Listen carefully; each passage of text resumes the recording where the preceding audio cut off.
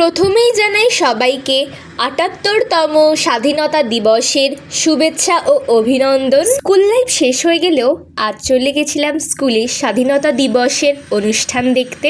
আমরা অনেক আগেই চলে গেছিলাম, এখনও অনুষ্ঠান শুরু হয়নি, সেই জন্য আমরা পুরো স্কুল ঘুরে ঘুরে দেখছিলাম।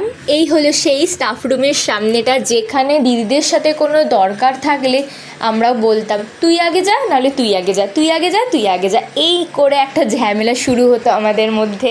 আর এটা হলো সেই 9Cর ক্লাসরুম, যেখান থেকে আমার আর অঙ্কিতার মধ্যে বন্ধুত্ব শুরু হয়। তারপর চলে যাই সকল টিচারদের সাথে দেখা করতে, তাদের প্রণাম করি। প্রত্যেকটা স্টুডেন্টের কাছে বিদ্যালয় মানে দ্বিতীয় বাড়ি বা স্বর্গ। এই স্থানে ফেলে আসা মধুর স্মৃতিগুলো আজ যেন কেমনভাবে চোখের সামনে ভেসে উঠছিল। এই অনুভূতিটা শুধুমাত্র যারা প্রাক্তন বা যারা 12-এ উঠেছে এই বছর তারাই বুঝবে এই অনুভূতিটার মানে।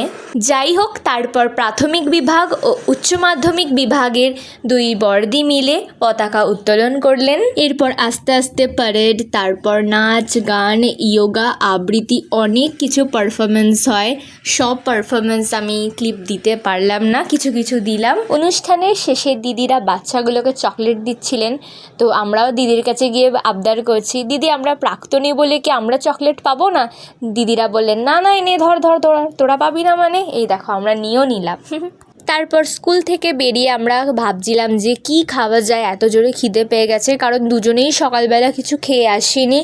আর সামনেই দেখতে পেলাম পেটাই পরোটার দোকান, পেটাই পরোটা খেয়েই চলে গেলাম চায়ের দোকানে। আর এই দোকানের চাটা আমাদের দুজনের খুব পছন্দের।